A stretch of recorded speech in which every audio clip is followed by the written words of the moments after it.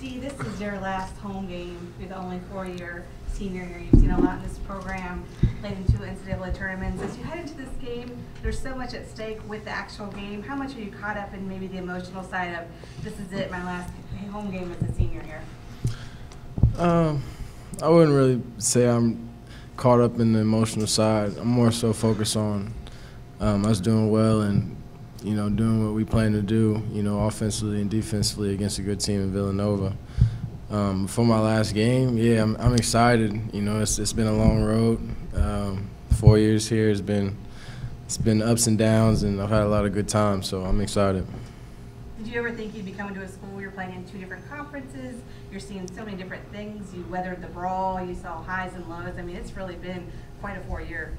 Yeah, I didn't expect to switch conferences. I expected to play a lot of good teams and play in the tournament, but getting into the Big East for my last couple of years was a big change, and it was a lot of fun. What do you remember about your first game? First game you got to play in? I got blocked by one of my former teammates and friends that was about 5'11", more shorter than I am. We played against somebody I played against in high school. I think we played Bellarmine or something like that, and they were good.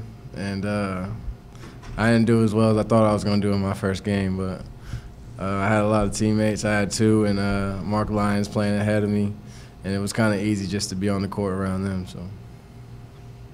Matt, how much do you guys embrace this moment, especially you guys as seniors, a chance to take down number 6, last home game here at Cintas? What does this game mean to you as a player here at Xavier? I think it means a lot. I think we want to sort of sum up our career here at Cintas as on a good note, and we have a great opportunity. Not every senior that's come through Xavier's had the opportunity to play a top 10 ranked team and sort of propel their team to a NCAA tournament, make sure they're in and get our team going in the right direction. So I think it means a lot, and I think all of us as seniors and as a team are ready to play. How emotional will this game be for you? Are there going to be any tears on Saturday? No, there won't be any tears. I'm going to try to do my best to not think about that kind of stuff, just be focused on the game, and then I'll deal with all the emotions and all the feelings afterwards, and I'm sure they'll hit me full force then. So we'll try to avoid all that kind of stuff. What specifically does Villanova pose? What kind of challenges? They're a really good shooting team. So no matter if you close out high hands, they can sometimes shoot it up your nose all the way up to NBA 3. And they're tough. They have a good interior defense with Daniel Chefu, and Darren Hilliard's a good shooter. Arcidiacono passes the ball really well. There's a reason that they've only lost 2 games this season, and we know they're a really good team, and we're gonna have to play some of our best basketball and play really, really tough. So there's a lot of things that they do that we're gonna have to try to minimize, and I think we've done a good job getting ready for them. Matt, you guys just isolating the second half of that game there, outscored them 48-43 or something like that. How much did kind of like a slow start at a time when Coach Mack was experimenting with the lineup, you guys weren't maybe off kilter a little bit because that affects that game? Yeah, I think it was sort of a slow start for us. And I think the other thing that a lot of guys didn't realize is when they told us, scouting report was, hey, they can really shoot the ball deep, and you got to have high hands, you got to be pressed up. And I think some of the guys didn't understand, like, hey, what we've been used to doing, closing out on guys, isn't good enough for this team. So I think they got a lot of threes up early and hit a lot of threes, and then we sort of adjusted to that, like, hey, you got to be a little closer. It's not as easy as it is. And I think second half we were able to make some adjustments and bounce back and do that. So I think coming in the second time around, we'll be a little more prepared, a little more understanding of how they play.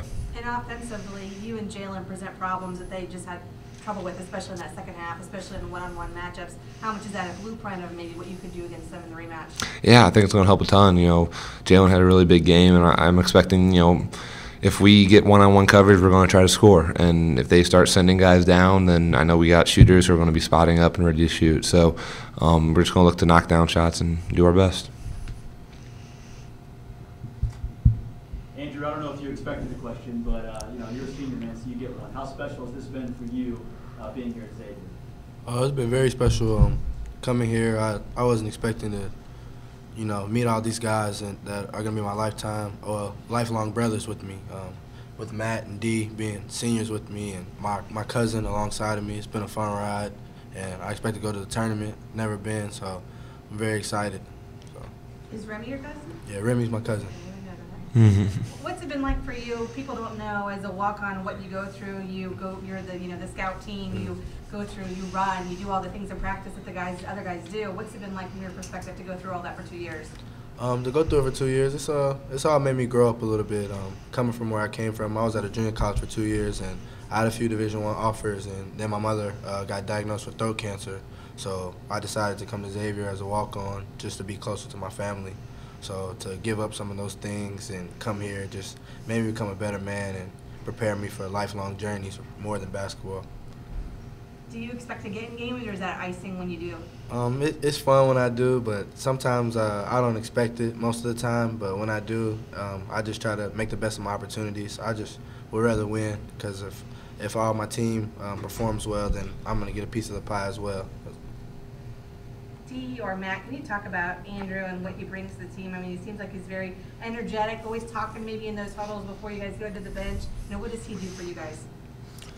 I think he does a great job of bringing chemistry to our team. That's the one thing where it's not always easy for leaders or certain people to be the good guy and play the bad guy. And I think Drew does a really good job of that. Like you said, he's always talking, he keeps it lighthearted, but then he also tells the truth a lot of the time. So he's able to sort of bring our team closer together. He's always having a good time. So I think he really does a good job in the locker room, sort of behind the scenes stuff of making our team more comfortable with each other and having a good time. Yeah, I agree. Andrew's he's a funny guy. I don't know anybody that really doesn't enjoy hanging out with Andrew, especially off the court and on the court as well. I mean, he works hard every day. He does a lot of things that most of us wouldn't want to do, especially in practice. We're going through the scout team and stuff like that, knowing that he could have played somewhere else. But I think we're really appreciative of that, and he's always going to be a good friend from here on out with me. So. Are you guys going to tear up now? I don't know. Try not Matt to. already said no tears from him, but what Nope. about you guys?